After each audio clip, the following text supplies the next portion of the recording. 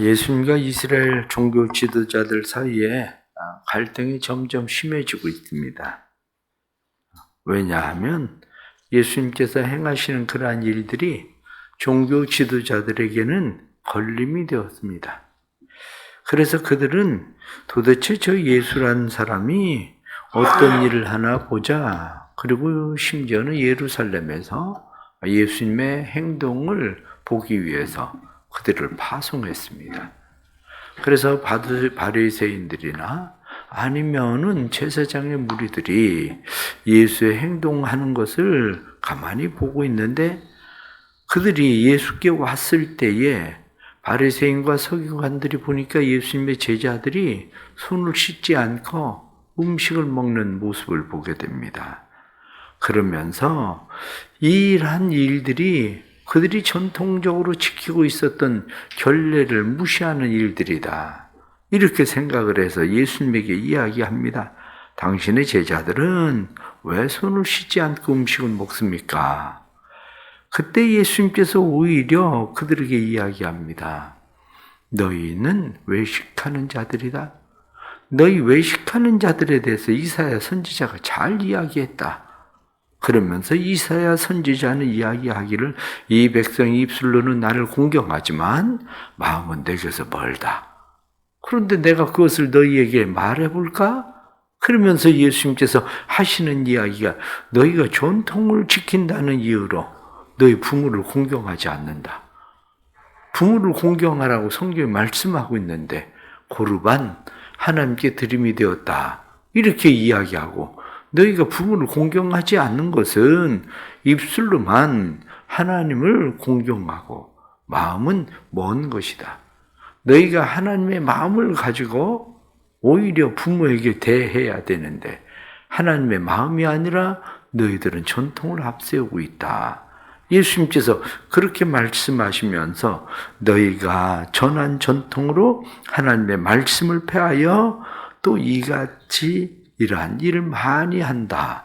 내가 하나의 예를 들었지만 너희가 하는 일들은 이런 일이 많다. 예수님께서 그렇게 말씀하시죠. 오늘 성경에 나타나는 이 말씀을 보면서 우리가 다시 생각하는 것은 이스라엘 백성들이 지키고 있었던 전통은 나쁜 것인가? 결코 그렇지 않다는 거죠.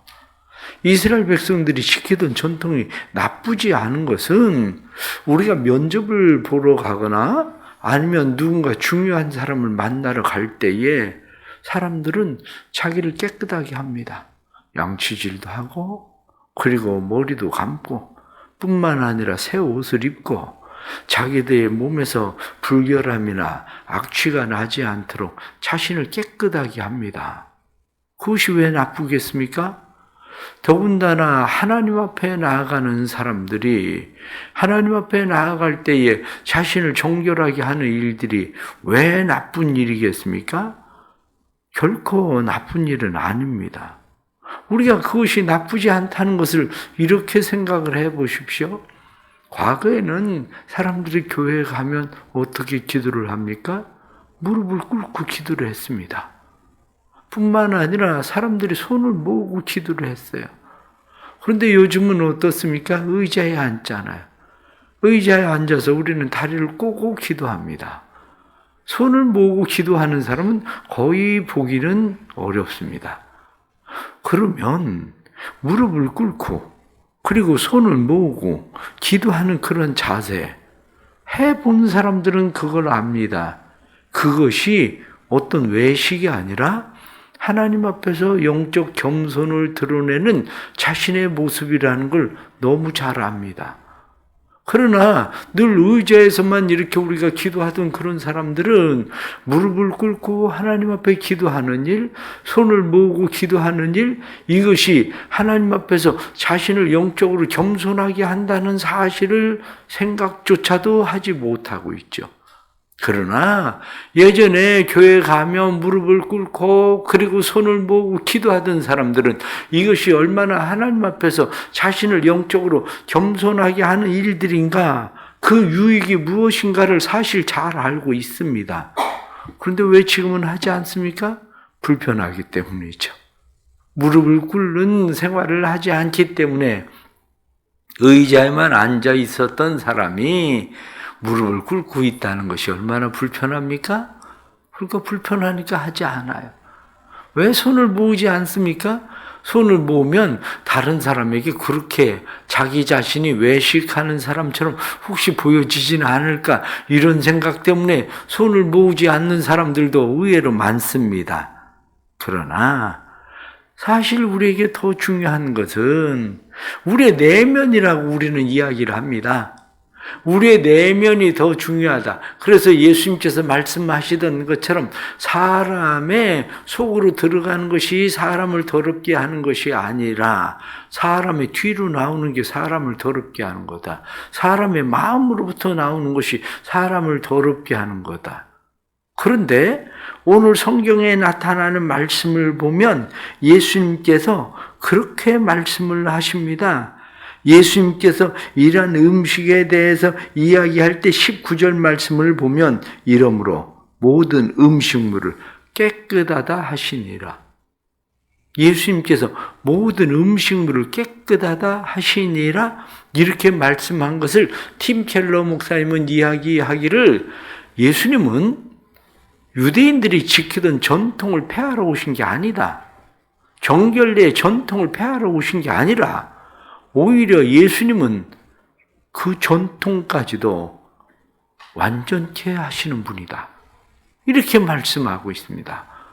그렇습니다. 예수님께서는 너희들의 외식하는 행동이 잘못되었으니까 그런 짓을 하지 마. 이렇게 예수님께서 말하는 것이 아니라 오히려 예수님은 유대인들의 전통이 완전하게 되는 것. 그게 뭡니까? 겉으로만 손을 씻고 음식을 먹는 게 아니라 그들이 가져야 될 입술만 하나님을 공경함이 아니라 그들의 마음까지도 하나님에게서 먼 것이 아니라 가까이 하나님을 공경하는 전통을 완전케 하시는 분이 누구냐? 그분이 바로 예수 그리스도다. 오히려 이렇게 얘기합니다. 그렇습니다. 우린 살아가면서 우리의 삶 속에 왜 현대인들은 과거의 사람들이나 오늘날의 사람들이나 끊임없이 죄책감을 느끼고 살아갑니까?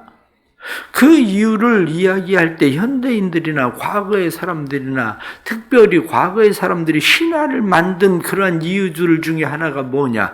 그것은 무서운 신을 만들어내는 이유는 인간의 절대적 도덕성 때문이라는 거예요. 인간이 자기 자신을 통제해야 되는데 나를 통제해야 될 절대적 도덕성이 뭐냐? 이렇게 이야기할 때 무서운 신을 통해서 인간은 자신의 절대적 도덕성을 지키려고 했다는 거야. 원래 이 유대인들이 가지고 있는 전통이라고 하는 것도 신 앞에서 자기의 도덕성을 가지려고 했었던 그러한 자세이기도 합니다. 그런데 절대적 도덕성 거기로부터 벗어나면 인간이 갖게 되는 것이 뭐냐? 그게 죄책감이라는 거야. 사람들의 마음 가운데 보이지는 않는데 절대적 도덕이 뭔가 선이 명확하지는 않은데 그 절대적 도덕으로부터 사람이 벗어나기 시작하면 인간은 죄책감을 가져요.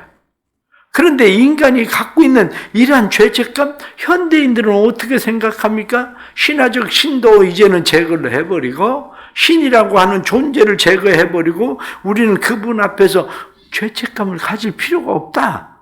자기가 원하는 대로 자기 마음대로 살면 되는 거지 우리의 죄책감을 가질 필요가 없다. 이렇게 끊임없이 주장을 합니다. 그럼에도 불구하고 인간의 마음 가운데는 죄책감과 수치감이 있다는 거예요. 아무리 자기가 스스로 거부하려고 해도 그것을 이야기하고 있는 것 중에 하나가 프란츠 카프카라고 하는 사람이 소설을 씁니다. 프란츠 카프카라는 사람이 쓴 소설 가운데 하나가 뭐냐면 소송이라는 거예요. 소송. 조셉이라는 사람이 구금이 됩니다. 조셉이라는 사람이 구금이 돼서 이쪽으로 가고 저쪽으로 가고 끊임없이 계속 신문을 받습니다. 그런데 문제는 뭐냐면 사람들이 신문을 할 때에 제목을 이야기하지 않아요. 제목을 이야기하지 않고 계속 신문만 하는 거예요. 그러니 조셉이 생각할 때 도대체 무슨 죄 때문인가? 자기 모든 죄를 다 생각해냅니다. 그러면서 이 죄 때문에 내가 구속될 일 정도는 아닌데, 이것 때문에 내가 잡혀온 것 같지는 않은데, 그런데 계속 이쪽 가서 신문 받고 저쪽 가서 신문을 받고 신문을 계속 받습니다. 그러면서 조셉이 도대체 나를 왜 이렇게 하는 거냐? 그러고 묻습니다. 그때에 신문하는 사람들이 그렇게 이야기합니다. 상관에게 물어봐라. 우리는 단지 명령대로 행하는 것뿐이다. 우리의 상관에게 물어봐라. 마침내 조셉이라는 사람이 교도소장에게 찔려서 죽음을 당합니다.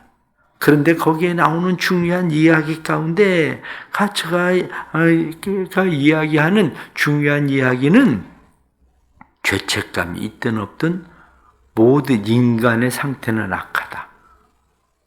그렇게 이야기하는 소설이에요. 모든 인간의 상태는 악하다. 그렇습니다.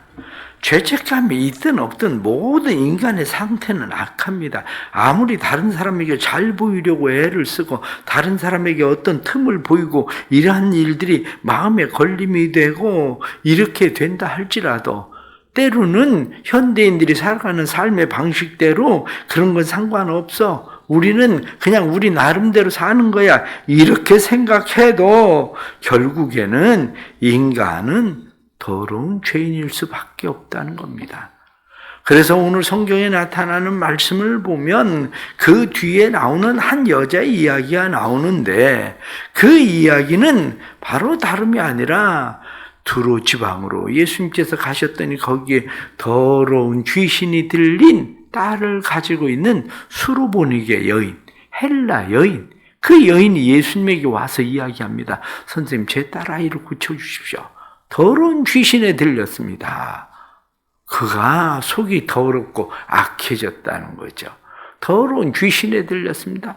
예수님께서 그에게 이야기하기를 자녀들의 떡을 취해서 주는 것이 마땅하지 않다. 자녀들을 배부르게 하는 것이 맞는 것이지. 이게 바로 유대인들의 관점인 거죠. 그런데 수르보니게 여인은 무엇라고 이야기합니까? 맞습니다.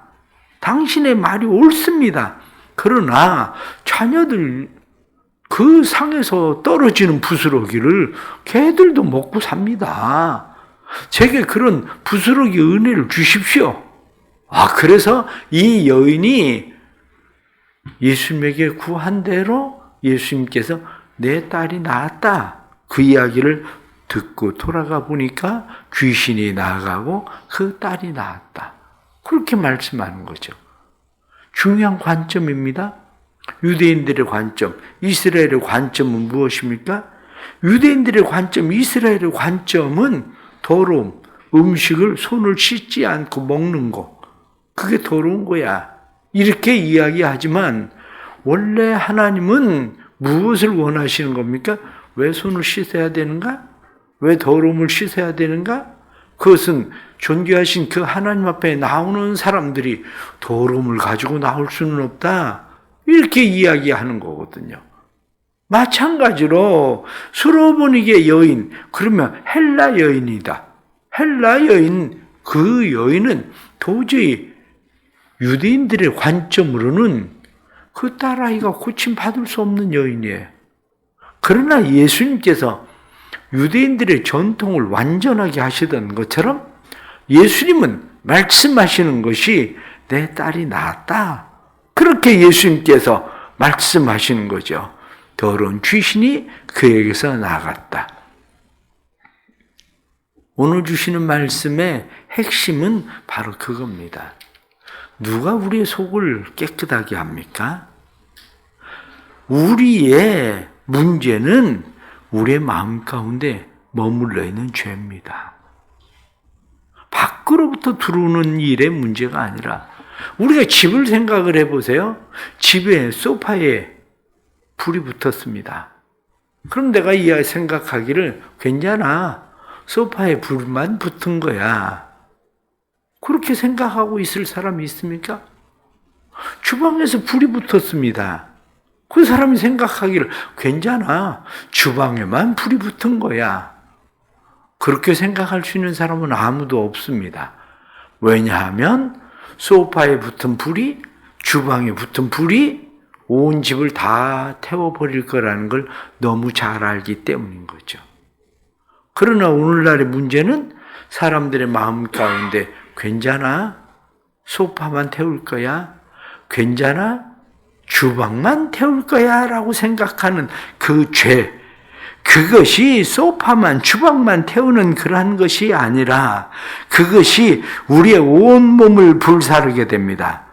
죄의 발화점이 어디냐? 죄의 발화점은 다른 것이 아니라 바로 우리의 마음입니다.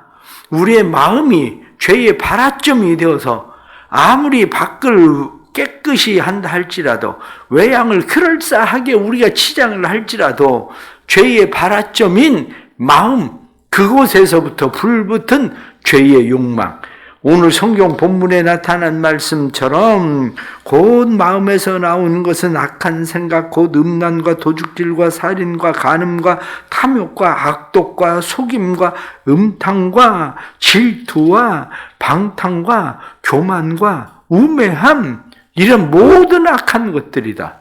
그렇습니다. 마음에 죄가 들어왔더니 하나로 그치는 것이 아니라 그 모든 것은 온 몸을 다 불태운다. 그렇게 말씀하는 거죠. 그러나 성경은 우리를 깨끗하게 하는 것이 있다는 거죠.